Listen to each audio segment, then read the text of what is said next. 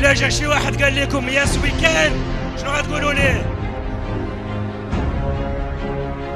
غادي تقولوا ليه ياس وي بام. Mesdames, Mesdemoiselles, Messieurs, bonjour. Merci de nous rejoindre dans cette nouvelle édition du journal préparée par la rédaction de Mouim. Alors, vous le savez mieux que personne, les Marocains ont voté, le PJD a gagné, mais c'est bel et bien le PAM qui siégera majoritairement à la tête de vos régions. Alors, un seul traitement possible à cette bipolarité imposée du Maroc post-électoral, eh bien ça s'appelle le lithium, mais ça s'avale cul sec. Voilà. Voilà, avec ça, on va pouvoir accepter plus facilement le suppositoire, ainsi que sa taille. Et c'est parti pour l'info. À la une de l'actualité cette semaine, sport extrême. Alors vous l'avez compris, un peu comme au football, eh bien la politique au Maroc est un sport qui se joue à 33 partis politiques, mais à la fin c'est toujours le génie de Hassan II qui gagne. Le peuple a voté, les alliances ont tranché, au PAM et ses amis le budget des régions, au PJD la gestion des grandes villes, la bonne société est rassurée, nous on dit match nul balle au centre, nous analyserons surtout diverses déclarations en ouverture de cette édition. À la 2 de l'actualité, Hamid Chabat et sa moustache de commissaire divisionnaire mexicain. Alors, l'homme girouette a profité de la trahison du RNI envers le PJD afin de déclarer la paix à Abdillah Ben Kiren. Et tout ça après l'avoir insulté de toutes les manières possibles et imaginables durant les 3 dernières années. Alors que cache ce retournement de veste propre aux hommes politiques africains? Élément de réponse en cœur de cette édition. Dans le reste de l'actualité, eh bien, nous parlerons Burqa en compagnie de Lubna Bidar et Nabil Ayouch. Alors, les auteurs et interprètes de Zinlefik, Much Loved, sont en pleine promotion de leur film en France, sorti mercredi dernier, ainsi que de leur procès qui prendra suite mercredi prochain. Zapping Best of, ainsi que projection de l'avenir de 2 artistes en toute fin d'édition. Voilà, nous sommes en démocratie africaine, définitivement, en ce 17 septembre 2015. Bienvenue, ici c'est le Mouim de l'info.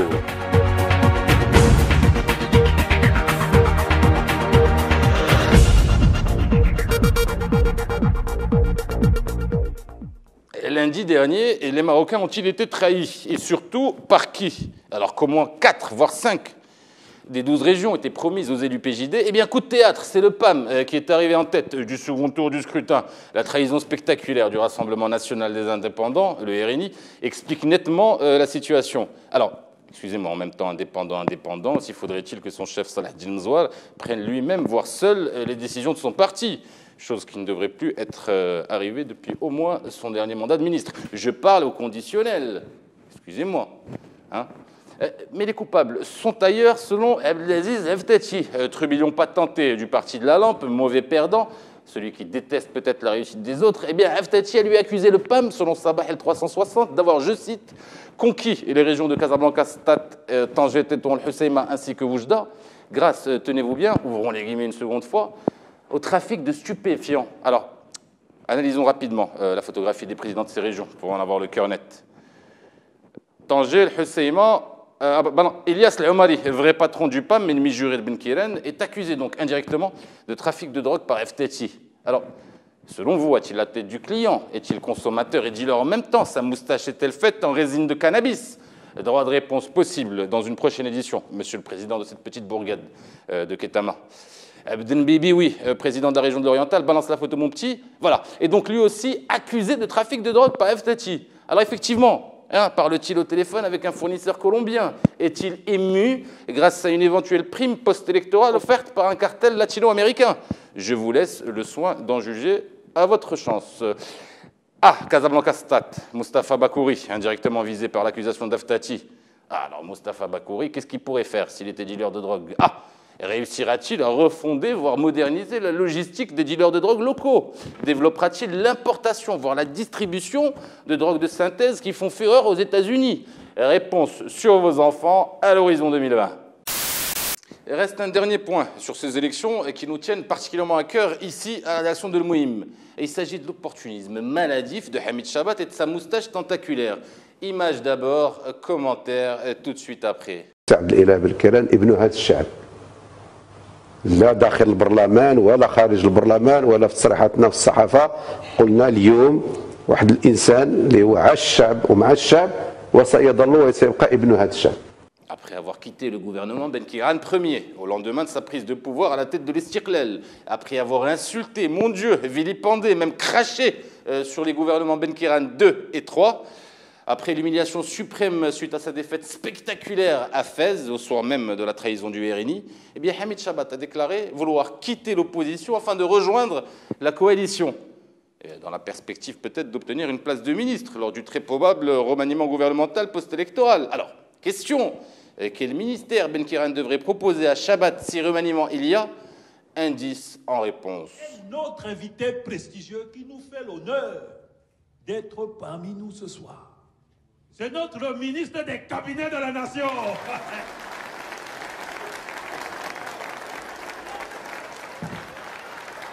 Qu'on lui amène son écharpe. Amenez-lui son outil de travail. دابا غنولي باذن الله انا هو الوزير ديال الطواليت والقوادس حاشاك. مرحبا السي بنكيران مرحبا سي ان غران اونور ميعادنا غدا باذن الله بيان سور نجيب معايا بابي طوريت الله يودي سي بنكيران او موان نخدمو. On termine donc avec la promotion de la merveilleuse et néanmoins délicieuse Loubna Abidar, surtout lorsqu'elle tourne à moitié nue, effectivement, ainsi que son réalisateur Nabil Ayouch pour leur film en commun Much Love Zinlifik. Moment fort de cette promotion en zapping et en images. Regardez. Tout a démarré par ces quatre femmes qui un jour ont accepté de me livrer leur histoire, leur intimité. C'était à Marrakech. J'ai passé 2 jours à les écouter.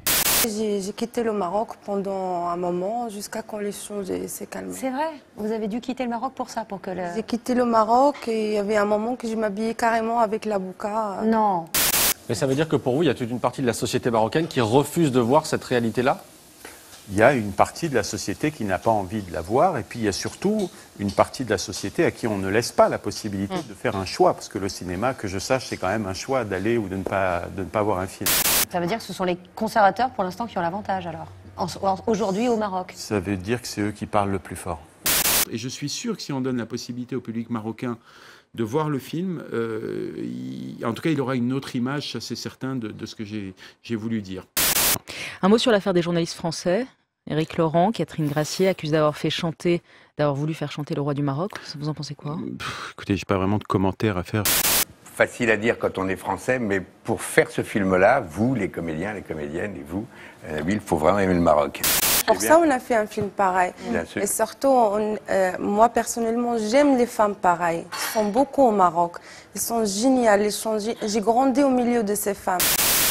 Alors, un jour, elle dit avoir certains regrets d'avoir tourné dans ce film. Le jour d'après, elle dit être fière de s'être battue pour défendre l'histoire de la femme marocaine. Oui, de la prostituée marocaine, évidemment. Alors, que dira-t-elle le jour de son procès? Confirmera-t-elle?